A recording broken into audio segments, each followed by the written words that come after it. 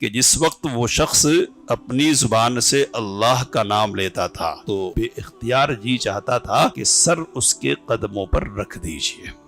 میں 18 سال کی عمر کا تھا مٹی کہ مجھے گٹھیا کا مرض لاحق ہو گیا۔ گٹھیا کا مرض، جوڑوں کا مرض ہوتا ہے یہ۔ والد نے بہت علاج کرائے، آرام نہیں آیا۔ کسی نے بتایا کہ امرتسر میں ایک بزرگ مولانا عبدالجبار غزنوی رہتے ہیں، وہ دعا کرتے اور لوگ صحت یاب ہو جاتے ہیں۔ گھوڑی باہر باندھی اور خود وضو کر کے جماعت میں شریک ہوئے۔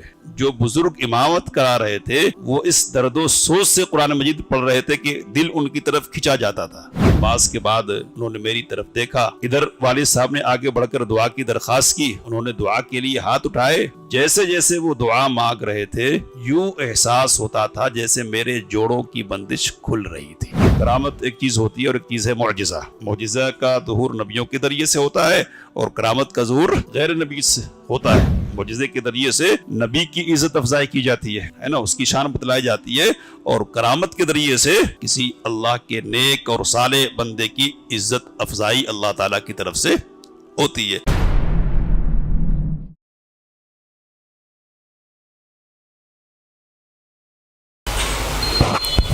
الحمدللہ والصلاة والسلام علی رسول اللہ، اما بعد۔ تعارف علماء الحدیث کی پچھلی کڑی میں مولانا سید نذیر حسین دہلوی رحمۃ اللہ علیہ کے ایک انتہائی عظیم شاگرد مولانا عبداللہ غزنوی رحمۃ اللہ علیہ کا تذکرہ ہوا تھا۔ غزنی کے رہنے والے تھے اور توحید و سنت پر عمل کرنے کی پاداش میں افغانستان کے حاکم نے ان کو جلا وطنی پر مجبور کیا، اور پھر انہوں نے امرتسر کو اپنا ٹھکانہ بنایا اور یہاں مدرسہ قائم کیا۔ پچھلے درس میں یہ بات آپ کے سامنے آئی کہ 4 مراکز تھے اہل حدیثوں کے ہندوستان میں، دینی اور تعلیمی اعتبار سے، تو ان میں سے ایک مرکز امرتسر کا بھی تھا۔ تو یہ مرکز مولانا عبداللہ غزنوی رحمۃ اللہ علیہ نے قائم کیا، اور اس مرکز کے ذریعے سے توحید و سنت کی بڑی اشاعت ہوئی۔ مولانا عبداللہ غزنوی رحمۃ اللہ علیہ کے مدرسے سے بہت سارے بڑے بڑے علماء تیار ہوئے، ان کا ذکر ہوگا انشاءاللہ۔ ان کے انتقال کے بعد کچھ دنوں تک ان کے بیٹے اس مدرسے کے ذمہ دار رہے، جن کا نام بھی عبداللہ تھا، اور پھر ان کے بعد ایک دوسرے بیٹے ان کو عبدالجبار غزنوی کے نام سے جانا جاتا ہے، وہ اس مدرسے کے ذمہ دار ہوئے اور اس کو باقاعدہ دارالعلوم کی شکل دی، اور اس کا نام دارالعلوم تقویت الاسلام رکھا۔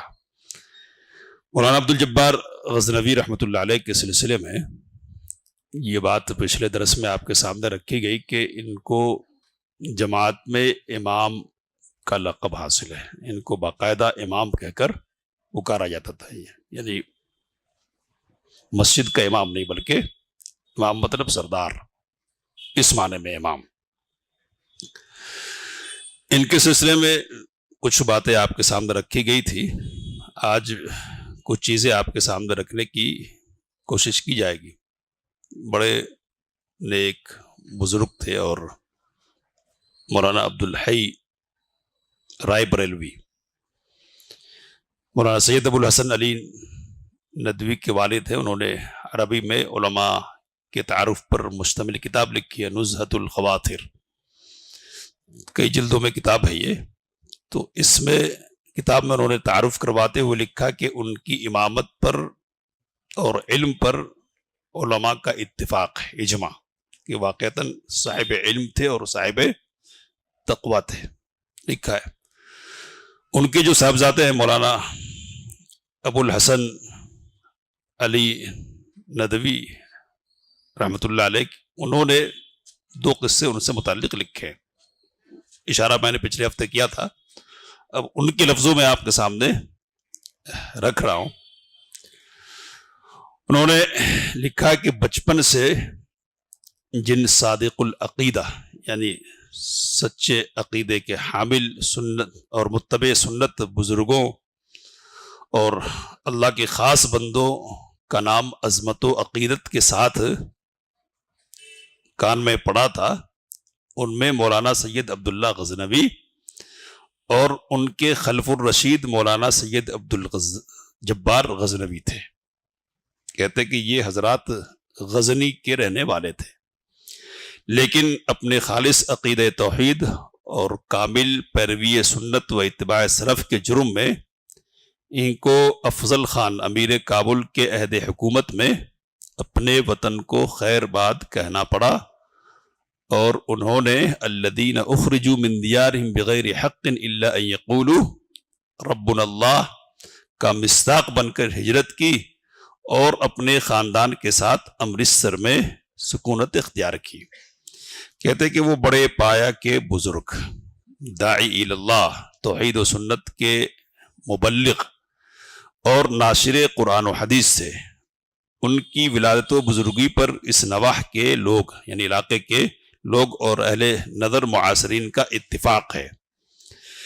اس کے بعد آگے لکھتے کہ ان کے صاحبزادے مولانا سید عبدالجبار غزنوی اپنے والد نامدار کے قدم و قدم تھے، وہی توحید و سنت کا غلبہ، وہی ترک و تجوید یعنی دنیا سے دوری، وہی زہد و توکل، وہی قرآن و حدیث کی اشاعت و تبلیغ کا جذبہ۔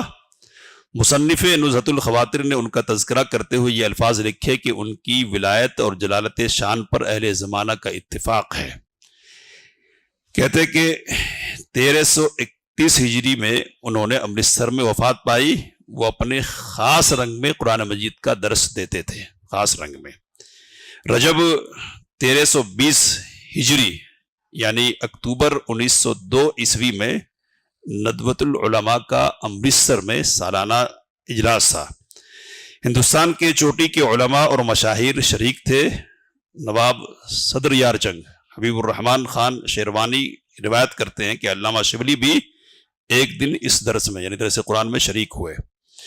وہاں سے آ کر اپنا تأثر بیان کیا اور فرمایا کہ جس وقت وہ شخص اپنی زبان سے اللہ کا نام لیتا تھا تو بے اختیار جی چاہتا تھا کہ سر اس کے قدموں پر رکھ دیجئے۔ کن کے سلسلے میں کہہ رہی ہے؟ عبدالجبار غزنوی رحمۃ اللہ علیہ کے سلسلے میں کہہ رہے ہیں، مولانا شبلی نعمانی مشہور نام ہے۔ انہوں نے یہ بھی بیان کیا کہ رات کو کھانے پر جلسہ کے سب مہمان جو ملک کے گوشے گوشے سے آئے تھے اور مقامی علماء اور معززین بھی شریک تھے، پورے ہندوستان کے علماء اور مقامی علماء تھے، جس کمرے میں کھانا کھلایا گیا تھا اس میں بیچ کے حال کے علاوہ بغل میں دائیں بائیں کمرے تھے۔ دسترخوان ایک تھا یعنی لمبا، لیکن کمروں کے الگ ہونے کی وجہ سے ایک طرف کا آدمی دوسری طرف کے آدمی کو دیکھ نہیں سکتا تھا۔ میری نشست جہاں تھی، یہ کون کہہ رہے ہیں؟ حبیب الرحمن خان شیروانی۔ میری نشست جہاں تھی وہاں مولانا عبدالجبار صاحب غزنوی بھی رونق افروز تھے۔ مولانا سید محمد علی ناظم ندوۃ العلماء، ندوۃ العلماء کے بانی ہے، یہ دارالعلوم ندوۃ العلماء لکھنؤ کے، دوسری طرف کے کمرے میں تھے۔ کھانے سے فراغت کے بعد مجھ سے کہا کہ مولوی حبیب الرحمن تمہارے پاس اور کون کون بیٹھا ہوا تھا؟ کہتے کہ میں نے چند مشہور علماء کے نام بتائے۔ مولانا برابر پوچھتے رہے کہ اور کون تھا۔ آخر میں نے مولانا عبدالجبار صاحب غزنوی کا نام لیا۔ کہنے لگے کہ اب میں سمجھا میرا دل بے اختیار اس طرف کھنچ رہا تھا۔ اس کی وجہ یہی تھی کہ ادھر مولانا عبدالجبار غزنوی تھے۔ تو یہ دوسروں کی طرف سے گواہی یہی ہے، وہ لوگ ہیں کہ جو اہل حدیث نہیں تھے لیکن بزرگی کی گواہی دے رہے۔ ولایت کے بہت سارے قصے ان کے مشہور ہیں اور خصوصی طور پر دعا کی قبولیت کے قصے، تو ان میں سے ایک کی طرف میں نے اشارہ کیا تھا، وہ رکھتا ہوں قصہ۔ مولانا اسحاق بھٹی بڑے رائٹر گزرے ہیں اور شخصیات پہ انہوں نے بہت ساری کتابیں لکھی ہیں، تو انہوں نے تعارف کروایا ہے۔ کہتے ہیں کہ میں 18 سال کی عمر کا تھا بھٹی کہ مجھے گٹھیا کا مرض لاحق ہو گیا. گٹھیا کا مرض، جوڑوں کا مرض ہوتا ہے یہ. والد نے بہت علاج کرائے، آرام نہیں آیا. کسی نے بتایا کہ امرتسر میں ایک بزرگ مولانا عبد الجبار غزنوی رہتے ہیں، وہ دعا کرتے اور لوگ صحت یاب ہو جاتے ہیں. کہتے کہ اس زمانے میں گھوڑی کے سوا اس گاؤں میں امرتسر جانے کا کوئی ذریعہ نہیں تھا. چنانچہ گٹھری کی شکل میں، گٹری سمجھتے نا، شکل میں والد نے مجھے گھوڑی پر لادا. ہم امرتسر مسجد غزنویہ میں پہنچے تو فجر کی نماز ہو رہی تھی. والد نے مجھے اٹھایا اور مسجد کے صحن میں رکھ دیا. گھوڑی باہر باندھی اور خود وضو کر کے جماعت میں شریک ہوئے. جو بزرگ امامت کرا رہے تھے وہ اس درد و سوز سے قرآن مجید پڑھ رہے تھے کہ دل ان کی طرف کھنچا جاتا تھا. نماز کے بعد انہوں نے میری طرف دیکھا. ادھر والد صاحب نے آگے بڑھ کر دعا کی درخواست کی. انہوں نے دعا کے لیے ہاتھ اٹھائے. جیسے جیسے وہ دعا مانگ رہے تھے یوں احساس ہوتا تھا جیسے میرے جوڑوں کی بندش کھل رہی تھی. میرے جوڑوں کی بندش کھل رہی تھی. 3 دن ہم وہاں رہے اور اللہ کے فضل سے میں تندرست ہو کر واپس آیا. اب جسمانی حالت کے ساتھ ساتھ ہماری روحانی دنیا بھی بدل چکی تھی کہ وہ اب ہمارے مرشد تھے، اب ہم ان کے مرید تھے. ٹھیک ہے، تو یہ ایک کرامت کا واقعہ ہے. اب جس کی طرف میں نے اشارہ کیا تھا پچھلے ہفتے، اس کے بارے میں سنیں گے. مولانا بھٹی لکھتے ہیں کہ امام عبد الجبار غزنوی رحمۃ اللہ علیہ کی قبولیت دعا کے سلسلے کے بہت سارے واقعات عوام اور ان کے عقیدت مندوں میں مشہور ہے. اس میں ایک عجیب و غریب واقعہ مولانا داود الغزنوی بھی اور ایک مدراسی بزرگ عزیز اللہ بھی سنایا کرتے تھے. تو اب یہ پاکستان بننے کے بعد لاہور میں رہنے لگے بھٹی، اور سید داود غزنوی رحمۃ اللہ علیہ عبد الجبار غزنوی کے صاحبزادے ہیں، پہلے امیر ہیں وہاں کے پاکستانی جمعیت کے. تو بیٹے سناتے تھے اور یہ مدراسی ایک بزرگ آیا کرتے تھے وہاں آفس میں جمعیت کے، تو وہ بھی سنایا کرتے. یہ کہہ رہے ہیں مولانا بھٹی، کہتے ہیں کہ یہ عزیز اللہ مدراسی گھڑی ساز سے گھڑی بنایا کرتے تھے. 1958 میں اپنے عزیزوں سے ملاقات کے لیے مدراس سے کراچی آئے. کراچی سے لاہور آئے. اس سفر کا مقصد محض مولانا داود غزنوی اور ارکان جماعت سے ملاقات تھا. ملاقات کی غرض سے آئے. وہ الاعتصام کے خریدار تھے، میگزین نکلتا تھا الاعتصام، اس کے مدیر تھے بھٹی صاحب. مدیر الاعتصام کی حیثیت سے وہ مجھے جانتے تھے. میں نے ان کو اعزاز سے بٹھایا اور مدراسی ہونے کی وجہ سے کھانے کے لیے مچھلی پیش کی. مولانا کے بارے میں پوچھا تو بتایا کہ ابھی نہیں ہے، لاہور سے باہر تشریف لے گئے ہیں. تو انہوں نے بتایا کہ ایک عرصہ ہوا مدراس سے 2 آدمی چمڑے کی تجارت کے لیے امرتسر آئے. ان کے ساتھ ایک مدراسی ملازم بھی تھا جس کا نام اسماعیل تھا. اسماعیل فجر کی نماز روزانہ امام مولانا عبد الجبار غزنوی کی اقتداء اور امامت میں ادا کرتا. ایک روز انہوں نے پوچھا تم کون ہو، یعنی عبد الجبار صاحب نے پوچھا کہ کون ہو آپ، کہاں کے رہنے والے ہو اور یہاں کیا کام کرتے ہو. اس نے جواب دیا کہ میرا نام اسماعیل ہے، مدراس کا رہنے والا ہوں اور 2 مدراسی سیٹھوں کے ساتھ ملازم کی حیثیت سے یہاں آیا ہوں. کہتے کہ اس کی یہ بات سن کر امام صاحب نے دعا کے لیے ہاتھ اٹھائے. عزیز اللہ نے اور اس کے بعد مولانا داود غزنوی نے بتایا کہ اسماعیل کہا کرتا تھا، اب ان کی بات ہو رہی ہے، امام صاحب دعا مانگ رہے تھے اور مجھے یوں محسوس ہو رہا تھا کہ گویا دولت میری جھولی میں گر رہی ہے. نماز و دعا کے بعد واپس گھر گیا تو سیٹوں نے کہا اسماعیل تم بہت عرصے سے ہمارے ساتھ ہو، ہم نے تم کو دیانتدار، محنتی اور امین پایا ہے، لہٰذا آج سے ہم نے تمہیں اپنے کاروبار میں شریک کر لیا ہے اور تمہارا خاص حصہ مقرر کر دیا ہے. کاروبار میں اتنا % ہے تمہارا حصہ.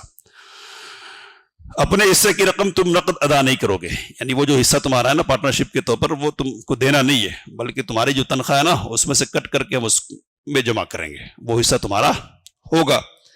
کہتے کہ اس کے بعد چند مہینوں میں وہ اس درجہ امیر ہو گیا کہ اسماعیل سے کاکا اسماعیل بن گیا.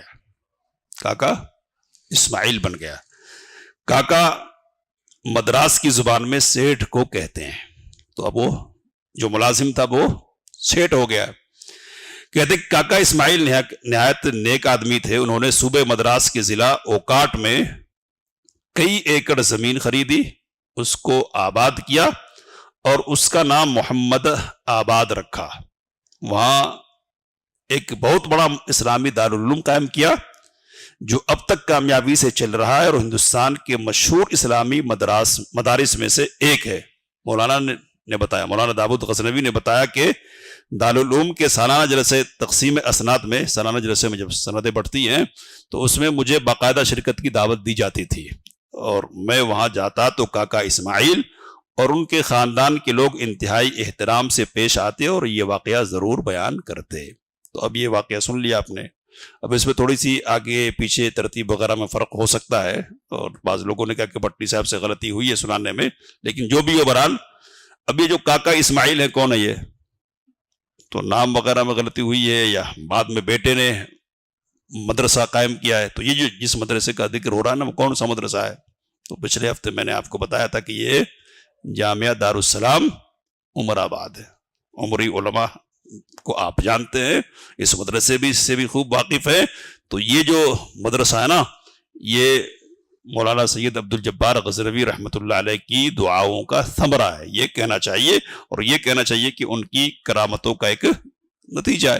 اب بات ختم کریں گے، کتابیں بھی ہیں مولانا عبد الجبار غزنوی رحمۃ اللہ علیہ کی، لیکن مسلمہ بزرگ ہیں اور کرامتوں کے بہت سارے واقعات ہیں۔ یہاں ایک بات کہہ کے بات ختم کرنی ہے کہ کرامت کس کو کہتے ہیں؟ تو کرامت ایک چیز ہوتی ہے اور ایک چیز ہے معجزہ۔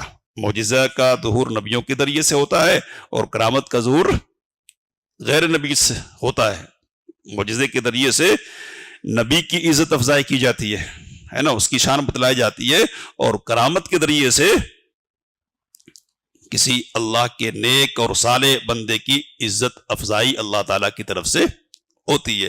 معجزہ بھی برحق ہے اور کرامت بھی برحق ہے، شرط یہ ہے کہ شریعت کے دائرے میں ہو، اور دونوں کے سلسلے میں موٹے طور پر یہ بات ذہن میں رکھنے کی ہے کہ دونوں کا معاملہ اللہ سے جڑا ہوا ہے، یعنی اللہ کے چاہنے کی بنیاد پر کرامت کا زور بھی ہوتا ہے اور معجزے کا بھی دور ہوتا ہے۔